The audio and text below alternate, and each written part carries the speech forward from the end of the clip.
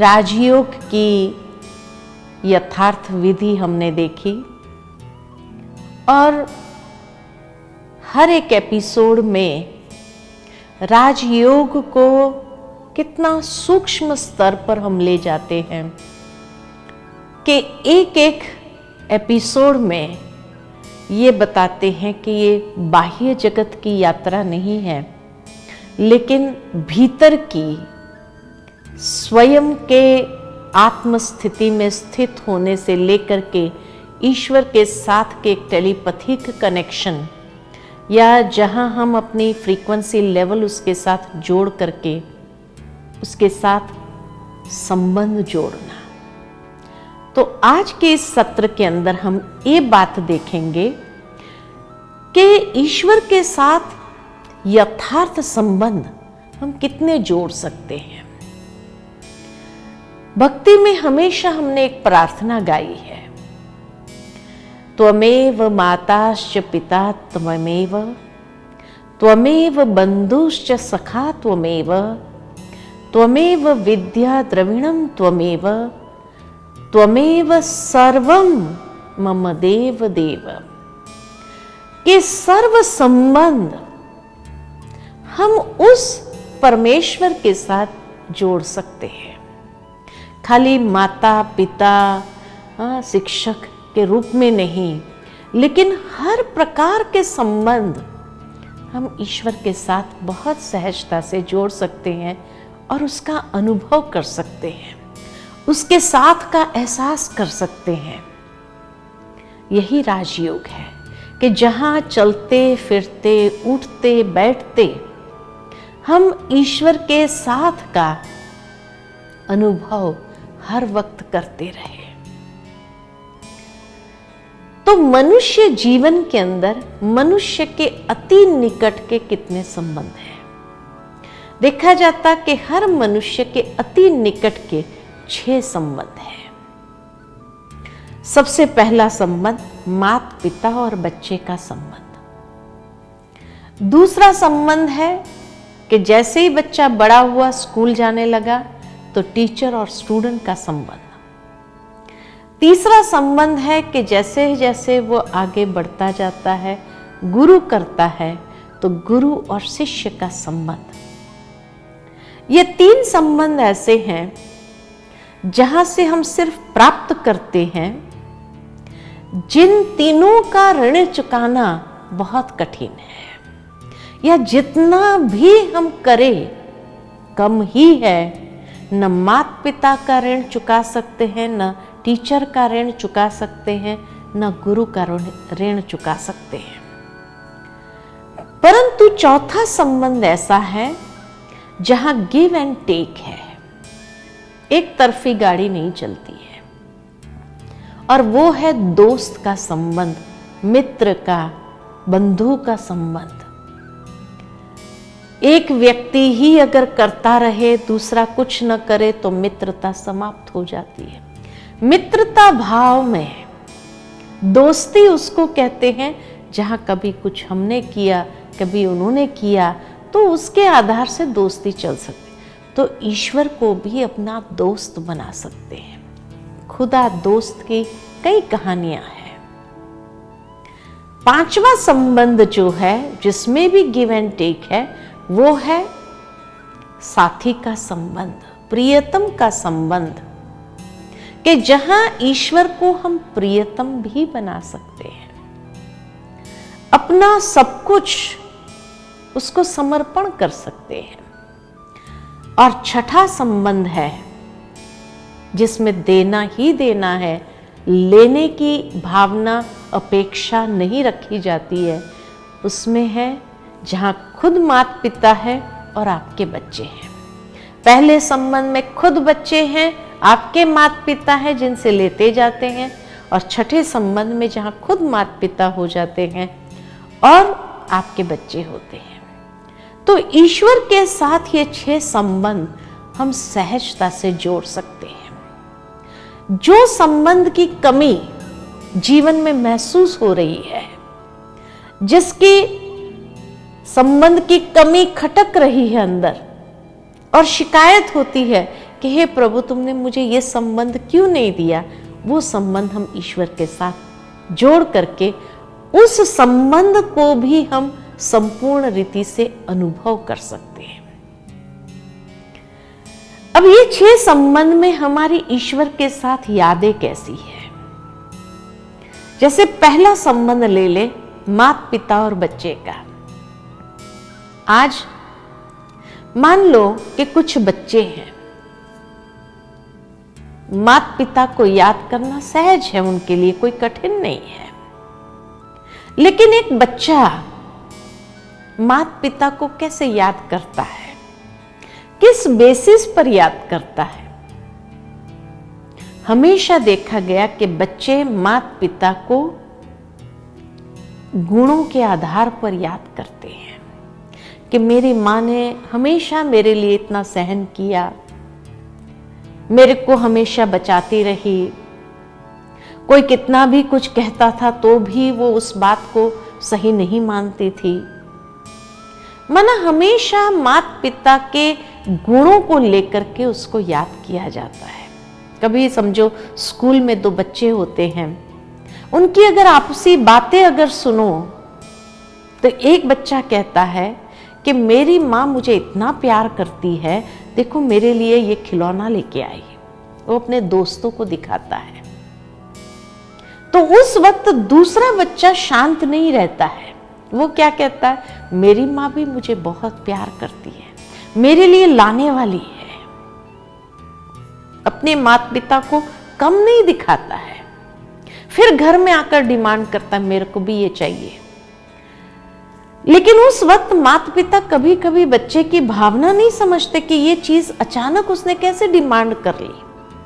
तो पूछने के बजाय कहेंगे चुप, जब देखो तब नई डिमांड होती है, तेरी नई डिमांड होती है। तो वो बच्चा कहता भी है मेरे फ्रेंड की मम्मी उसको कितना प्यार करती है, उसके लिए लेके आए, और आप तो मुझे प्यार ही नहीं करते हो। मैंने तो मेरे फ्रेंड्स को कहा कि मेरी मम्मी को मुझे बहुत प्यार, और उस समय माँ अगर गुस्से में आ गई अपने टेंशन में होने का और उसको थप्पड़ मार दिया, तो उस वक्त वो बच्चे को थप्पड़ शरीर पर नहीं लगता है, उसके दिल में लगता है, और उसको महसूस यही होता है कि शायद मेरी माँ मुझे प्यार नहीं करती है। भले फिर दूसरे दिन उससे भी बढ़िया चीज ला करके दे दो आप उसको, लेकिन उसको वो नहीं चाहिए, क्योंकि जैसे उसको पता है कि दूसरे दिन स्कूल जाएगा, उसके दोस्त उसको पूछेंगे कहाँ है तेरी माँ, ले आई तेरे लिए, तो उस समय वो क्या कहेगा। और इसीलिए जिंदगी भर शायद उसको ये फीलिंग रहती है कि मेरी माँ या मेरे पिता मुझे प्यार नहीं करते हैं। परमात्मा ऐसे माता पिता है जो गुणों में अनंत है, और उसके हर गुण को लेकर के हम उसको याद कर सकते हैं। वो कभी हमें नीचा दिखने नहीं देंगे, लेकिन हमेशा हमें इतना भरपूर प्यार करते हैं कि जिस प्यार के आधार पर जीवन में चलना बहुत आसान होगा। और ईश्वर का प्यार अनकंडीशनल है, बिना किसी अपेक्षा के।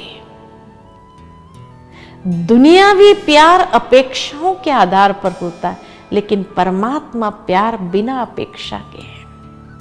मुझे बहुत सुंदर एक कहानी यहां याद आती है। एक बार एक व्यक्ति स्वप्न देखता है, और वो स्वप्न में अपनी जीवन यात्रा को देखता है।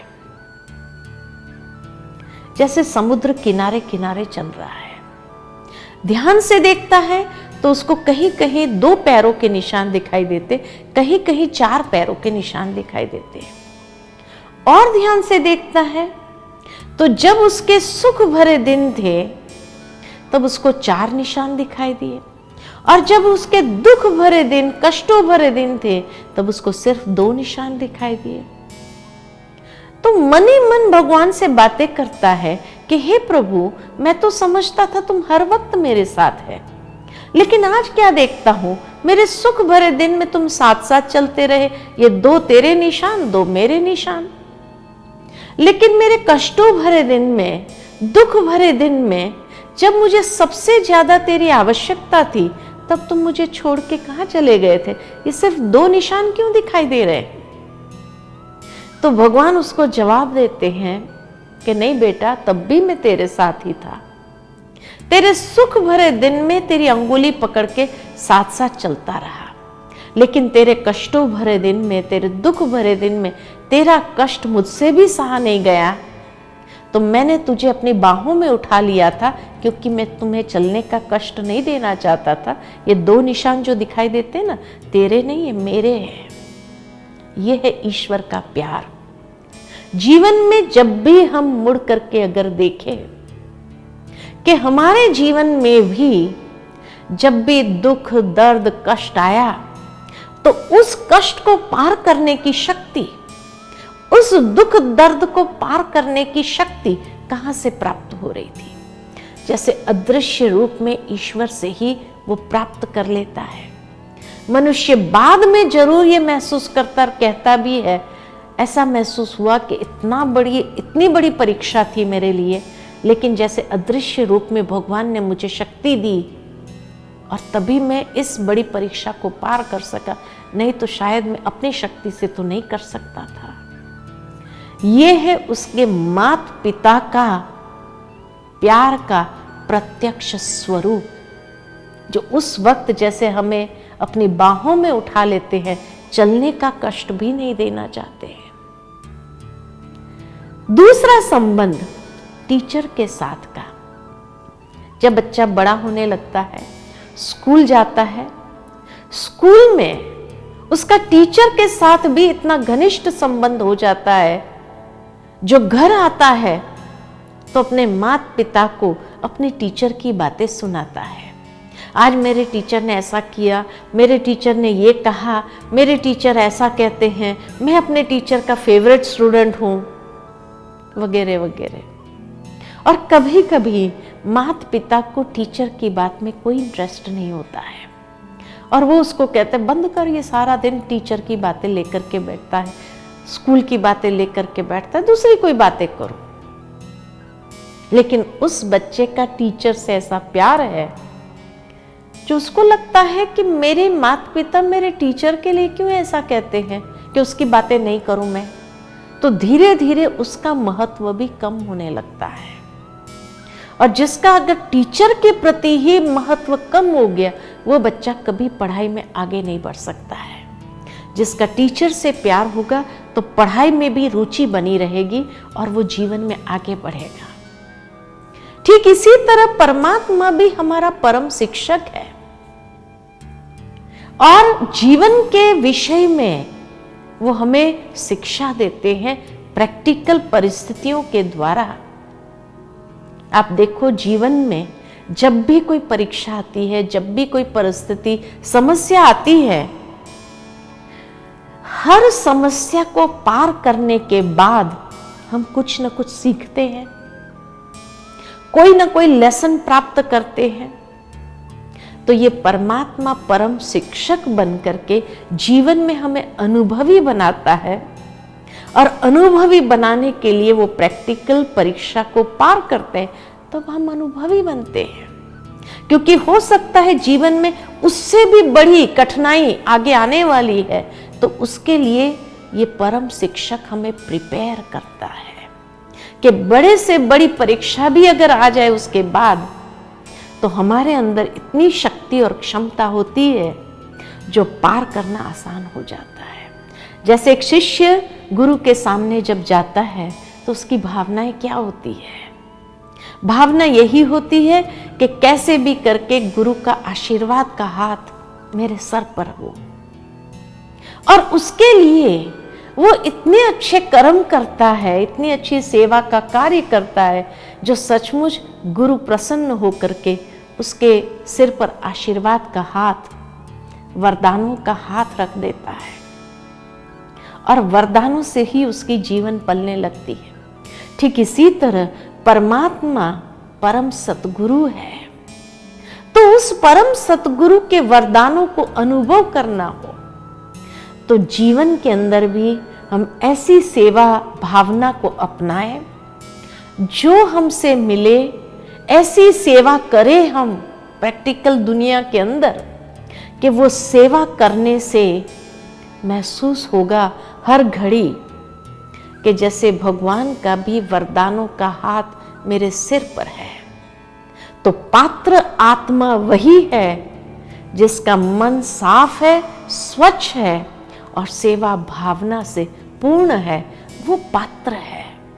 और ऐसी पात्र आत्मा के प्रति भगवान का भी आशीर्वाद का हाथ निरंतर रहता ही है।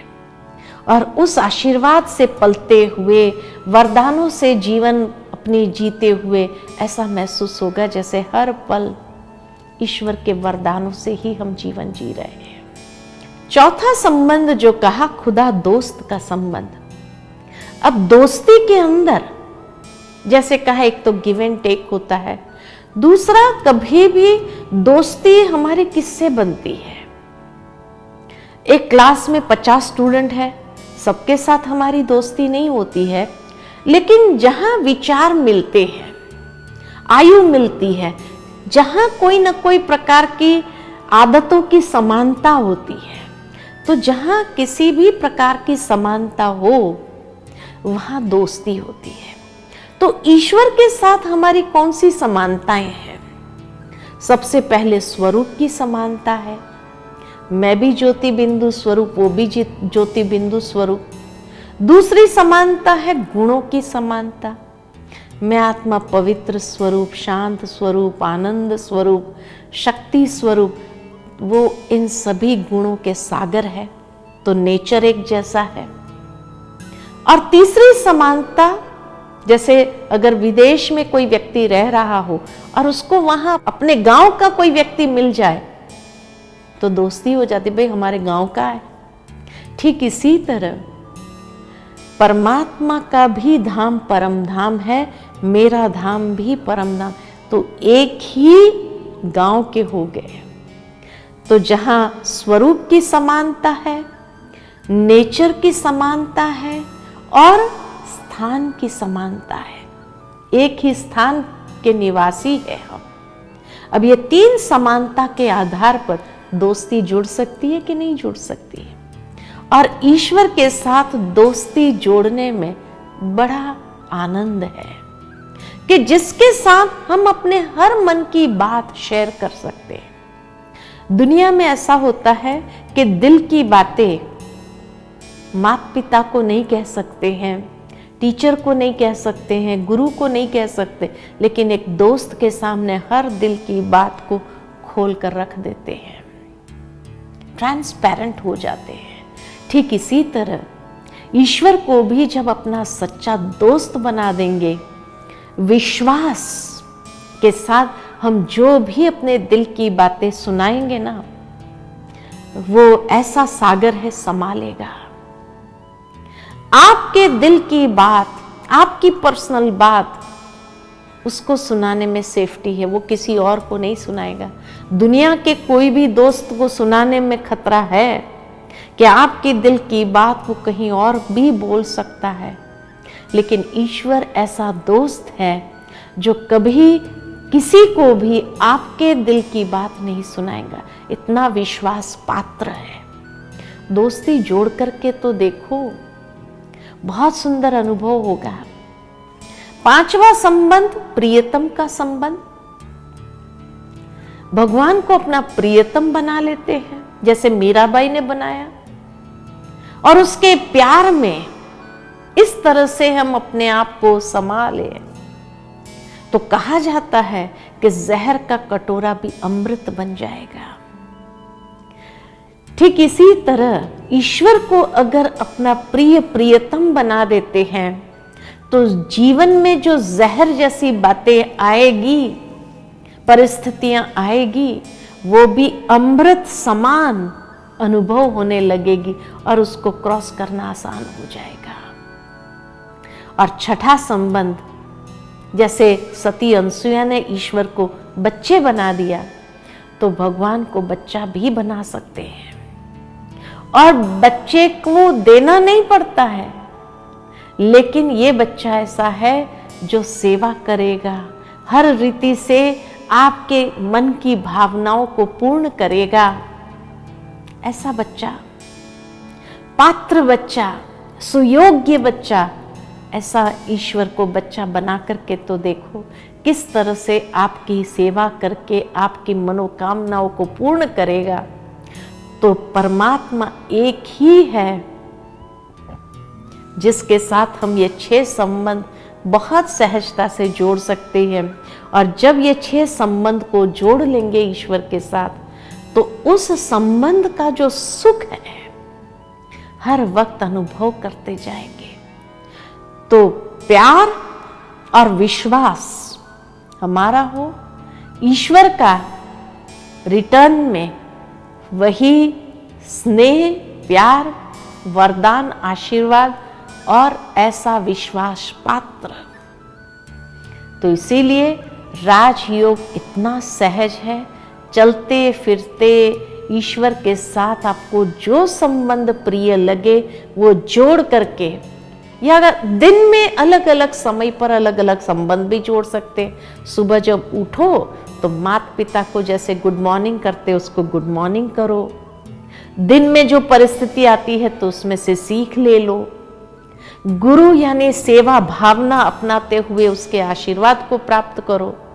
दिन में कोई ऐसी बात आए तो उसको ही अपना दोस्त समझ करके उसके साथ शेयर करो। तो सर्व संबंधों का सुख का रस एक परमात्मा से हम प्राप्त कर सकते हैं। ओम शांति।